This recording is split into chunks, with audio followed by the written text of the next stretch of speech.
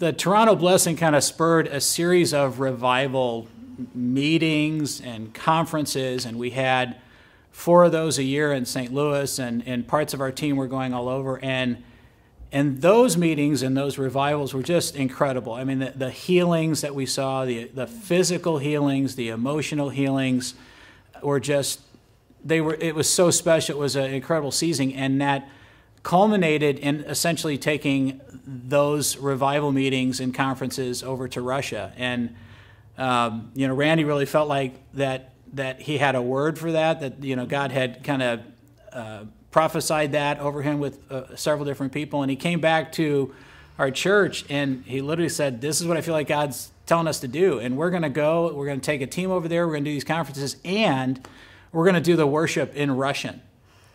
And that was a time I can reflect on truly that it was out of obedience. I couldn't intellectually figure out how that could possibly ever happen.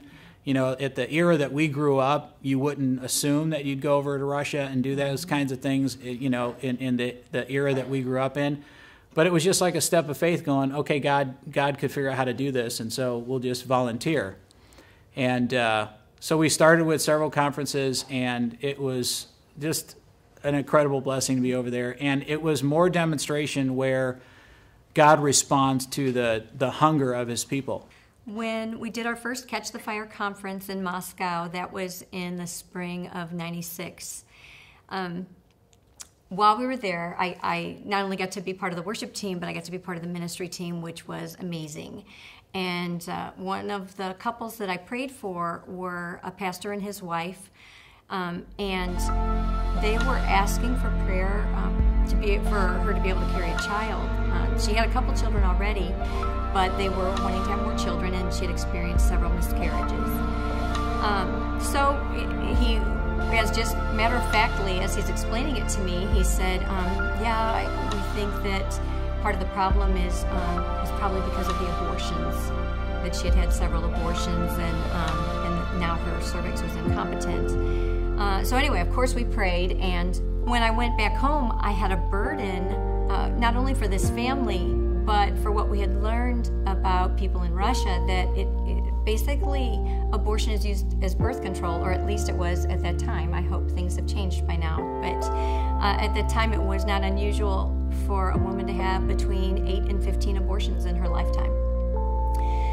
So when we went back the next year for the conference in '97, Scott and Jennifer Soares were with us on that team, and they came prepared to do a whole teaching about the value of life, and it was beautiful.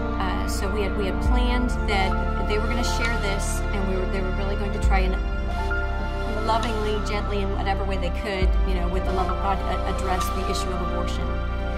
And my daughter and I, Maggie, was coming along on that trip, and we were going to do a dance at the end of their teaching.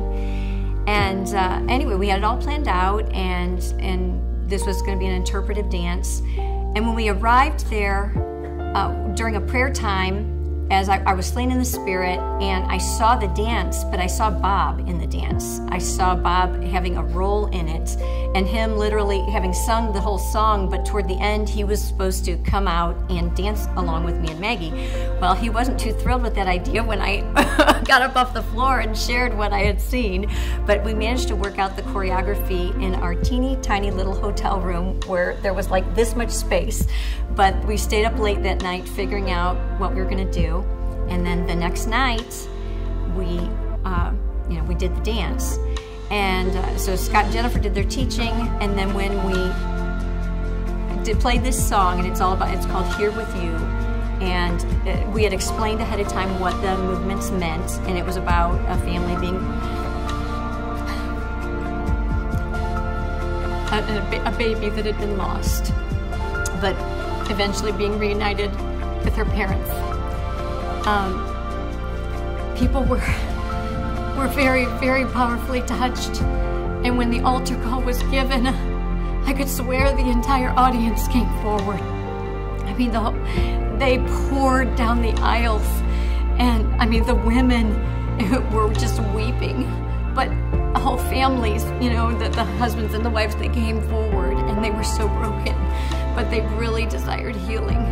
And I think that was the most powerful thing to me, to see the desire for restoration of family and the conviction of how wrong abortion is. Yeah, and we also got to see the heart of the people. We, you know, as Americans, we hear just what gets communicated, but when you're there, we had heard that dance has much emotional meaning for them, but we then got to experience the impact that putting that to dance, and what Kathleen saw in the vision, and the fact that I managed to get up there and stumble around, because I'm certainly not a dancer.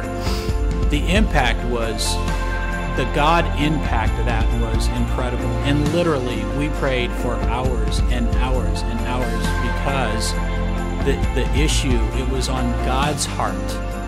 And because it was on God's heart, it was on the heart of everybody that was in there.